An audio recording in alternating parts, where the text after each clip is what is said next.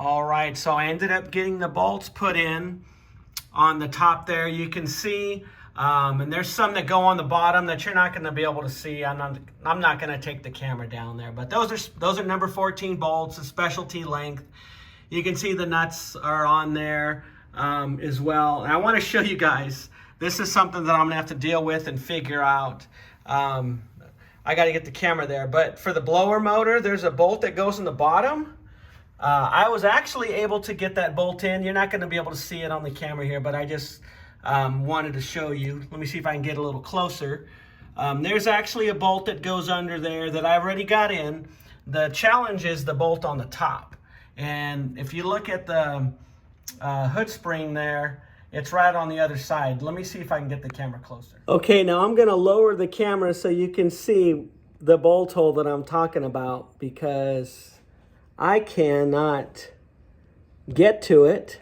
You can see the composite piece, and the bolt goes right back here. I can't even reach my finger all the way back there, but if you see where my finger's touching, there's a bolt that goes in right there.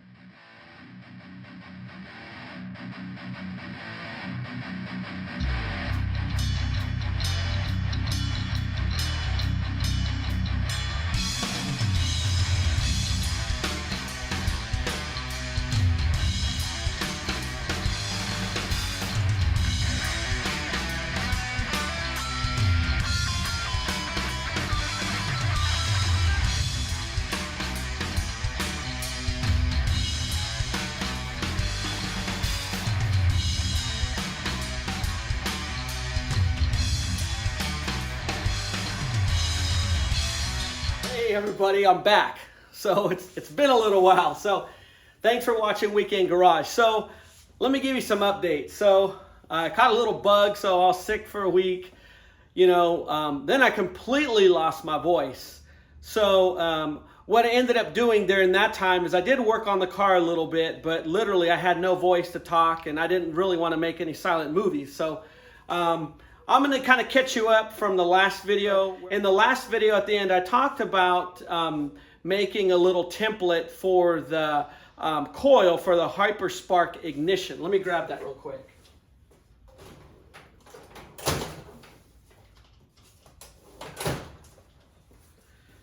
So I ended up making a little template for the coil for the Hyperspark ignition. As I was mentioning, there was no place to mount that on the firewall itself. That's pretty much all that real estate is taken.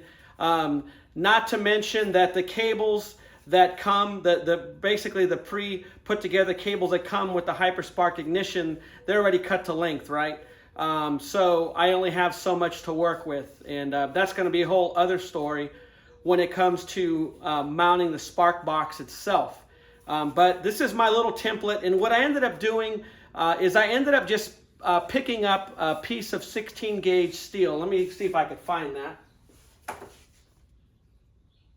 Okay, I cannot find that stupid piece of steel, but it doesn't matter. It was a rectangle, basically, a piece of 16 gauge steel, and what I did is I cut it out.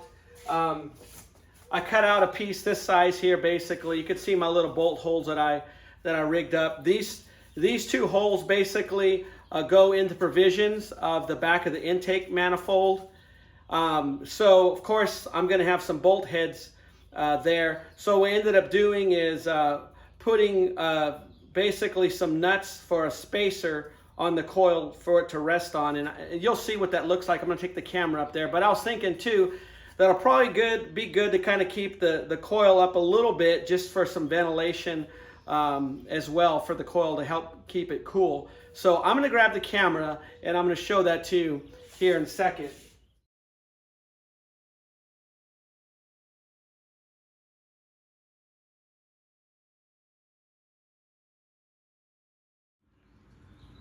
So here's a close-up of the coil.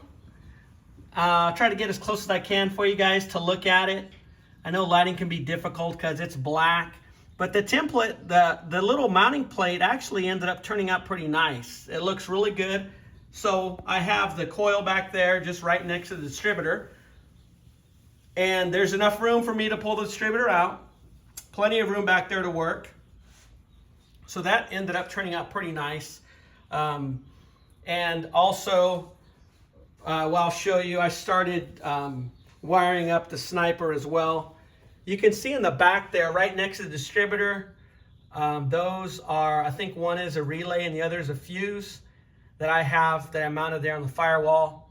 So now I have cables that I have to bring on basically to the left of the screen here.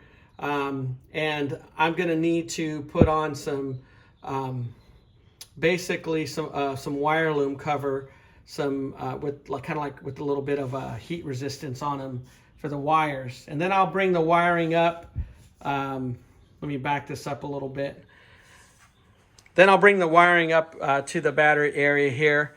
So that's what I'm going to be working on today. Okay, so this is the bolt that I have to get in for the blower motor. And I picked up this box wrench with the little ratchet end on it, and I tried to stick that on there and put that in that little compartment area to think basically like I can screw this in, and it's not working. The problem is I can't get enough turns basically. And not only that, you know, I have to push in on the bolt for it to grab, right? For it to start taking hold. So this did not work. So my second idea, and I have under 2 inches, probably 1 7/8 inches to work with to get into that little crevice there. So this is my idea. I haven't even tried it yet. So again, some of these things I'm trying to just show you guys so we can see it live and see if it works or not. And but I paid a lot of money for this tool, so I'm hoping that it's going to work out. And let me show you what I got. Now, I'm not trying to do an advertisement here for Milwaukee. That's really not my intent, but I'm showing you guys, because if you guys are working on something and you have a bolt that you need to get in that's in a really tight spot, you know, you may want to look at this M12 from Milwaukee's fuel line, this battery powered ratchet. Now I went ahead and purchased, this is a little rubber cover that goes over a little boot here. This is separate, but I already put it on and everything. Notice it's got a little light and everything on there. And it's basically made to get into areas where you need to basically get reach into. So you can see it's kind of long right here on the end of the ratchet. So this is my idea, and the reason why I chose this is because notice you can see right through here. And let me show you one of the sockets. This is the socket I'm going to use. This size is going to work here. This is metric, but it's an 11, and it's going to fit. I already tried it. So the cool thing about this is, because as I mentioned, I have, I don't know, under 2 inches area that I need to be able to get into. So with that, with like a standard ratchet, and I tried a regular ratchet, wouldn't work, just not enough room. I even looked at other battery powered ratchets as well. Again, they have the drive that sticks out, and then you push the socket on it, and that was going to be 2.5 inches or so. Measuring the whole thing, maybe 3. I looked at several different ones, but the cool thing about this fuel one is, notice the socket itself, it has the drive built in. So basically you just push that socket in there, and now look at that. I mean, this is very this is under 2 inches basically. So I'm getting real close to where I need to get. I just need to try it out and see if this is going to work. Some masking tape to help hold the bolt in there. So let's see if this works.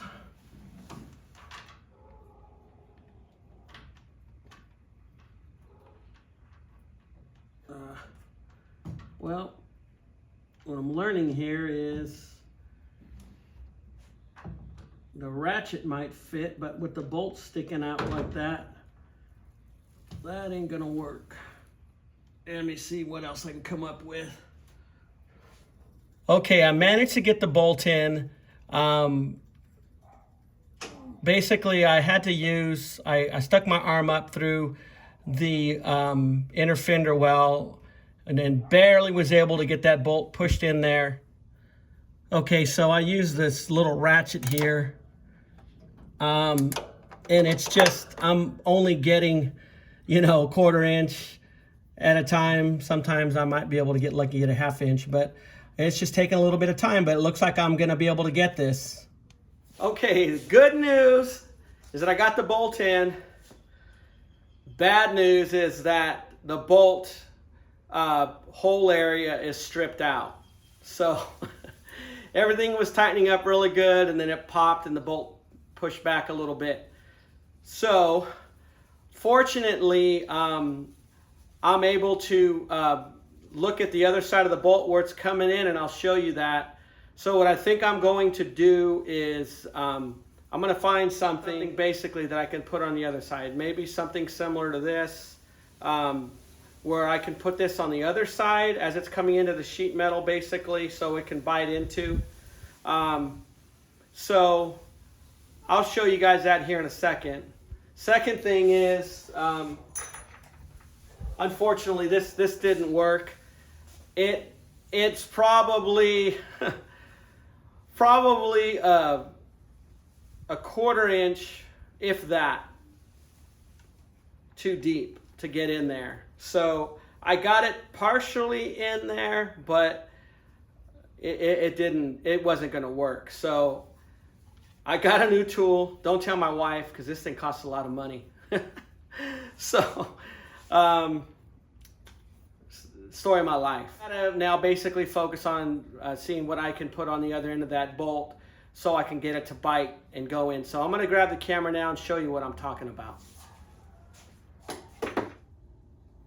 Okay, if you can see that bolt head sticking out right above the blower fan there, that's under the cowl basically. I was able to, took me a minute to get the camera set up there, but I'm going to stick something, basically a piece of metal or something that bolt can bite into, and that should solve my problem there with the strip bolt. So that's going to take me a minute to figure that out and get that working, but at least I got the bolt in.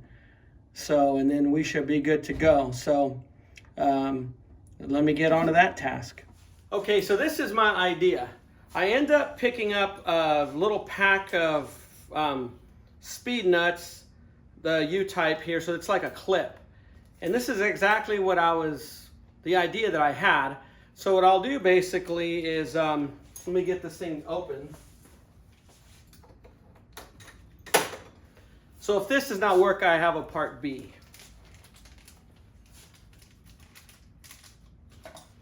So I already have, like I showed, like the video shows, this is already sticking out on the other end of the sheet metal. So I'm gonna, I'll have one of my boys hold this on the other end there while I try to basically finish bolting that in, right? The thing is that I can't push the bolt in anymore. So if this here, because it's the U shape here like a clip, if this is too much, I'm gonna cut this off, because I really only need this side here, and I'll just cut this off, so I'll just have the flat piece to hold on the other side, and that will definitely work. So first, just to try the easy route, I'm gonna see if this will work here. So I'm gonna get to that right now. All right, well, that ended up working. Here's the other side.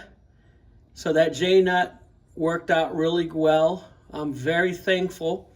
Didn't have to modify it. It just went right in. So I think I'm good to go. So now I got to work on the wire routing for the sniper. So what this is right here, you can see I have it going through the little conduit channel that goes on the firewall. This is for, this goes to the coil for the sniper. And then this actually goes to the computer, the actual spark box, I guess you would say, for the sniper, for the HyperSpark. So this, as you can see, is limited on its length. So what I have here basically is the power for it. And then, so I have to figure out, you can see this is, I don't have much length here. So what I'm thinking is I might go under the evaporator box, basically. This way you can't see this stuff. So I'm still trying to kind of plan it out. But either way, the sniper spark box, let me get that real quick. So either way, this sniper spark box here, you know, this plugs in there, and it has to go over here somewhere. I mean, I don't know what I'm gonna do. Heck, I might just mount it like this. I don't know if you can see with the camera there. That piece of 16 gauge steel that I have, I might just mount this on that, and then make a little bracket here that to hold it up. So basically, actually that might be a good idea if I do that. This way, it just stays there, kind of out of sight, out of mind.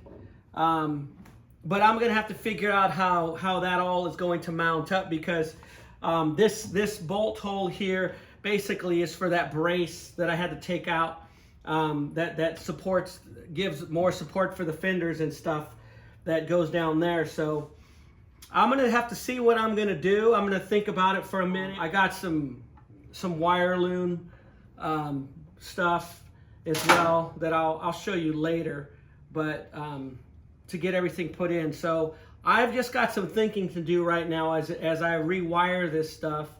Let me show you what I ended up picking up. And again, I'm trying to hide as much as I can. To me, that's important. You know, this is a resto mod here, but I still want it to look as stock as possible when you pop the hood. And so I'm running into issues in my own brain trying to hide stuff. You can't hide this obviously, but these cables that come off the sniper, I'm trying to see how creative I can be with everything. So so let me show you those wire looms that I picked up. So I have a couple of different cable runs, basically wire runs, and the wire loom cover that came with the sniper, it's like a mesh looking thing, and you can you could see through it and all that stuff. It feels like it's plastic. It's obviously nylon or something like that, and which is okay. But I want something a little more industrial, so I ended up picking up for those runs that are going to go under the car. Because the header's over there, so this is going to be a few inches away from it. So this stuff I think is rated to like 360 degrees. I know with the header's way hotter than that, but I'm hoping a few inches away with the wind blowing or whatever when I'm driving or even sitting still. I'm hoping that's going to be okay. But this is all I could find. This stuff here is really nice. It's more tightly woven. Show it to you.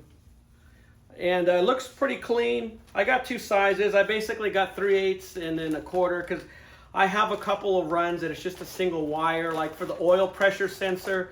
Obviously, I mean, there's not gonna be any heat, anything extreme there. It's just gonna lay, the cable just gonna go basically probably lay on the back of the bell housing and go down to the oil pressure sensor on the back of the motor. But I don't want any exposed wires just dangling around. I want everything to look really clean. Another thing I want to show you guys as well is I picked up these cable mount magnets. And these things are pretty cool. I wish I had that piece of sheet metal. Like, I don't know where I put it. I guess I could use this. So basically what you do, you use a zip tie on your wire loom, and this will go, I have the steel inner fender wells. So what I was thinking for the wire harness that I have tucked behind the inner fender wells there, where I'm kind of hiding everything, I'll basically stick, man, this is real sticky. I'll stick these there with the zip tie to hold them down. Dang, that's real. So these have 10 pounds of holding force. Also, I was even thinking on the bottom of the car too. I think some of the wire loom, like for the oxygen sensor, is going to have to maybe go maybe underneath the car a little bit. And I know it's undercoated, but I think that stuff's pretty thin. I'm going to see if I'm assuming these magnets will work. If they do, that'll prevent me from having to drill any holes, which in my opinion will be great. So again, just wanted to show you guys. I picked up they're called Mag Daddies. That's the manufacturer or the brand, Mag Daddy magnetic fasteners. So it's a pack of 10 here. And so yeah, no, these are really cool, and I'm looking forward to trying them out. I found this 16 gauge piece of steel. This is basically just the remnant, the leftover from the bracket that I made for the Hyperspark coil. So for the spark box itself, I think what I'll do is basically cut another piece for this, and you know, just I'll make it bigger, a little bigger than this, and I'll probably paint it black as well to kind of blend in with everything in the engine compartment. But just for viewers' purpose, I'll put it up here on top. I guess it doesn't matter, but so I'll probably go like this, and you know, cut it just below there, and then I think the more I think about it, I think I might mark it up and mount it on that side that I was telling you. This way it'll be nice and clean, and kind of out of sight, out of mind. It'll be just kind of tucked in the corner there. You'll have to look for it basically if you want to see it. So I think that's what I'm going to do. So I'm going to add that on my list. I'm going to mess with the routing of these wires real quick. Again, I'm just trying to figure some things out right now, so I'm going to get right to that.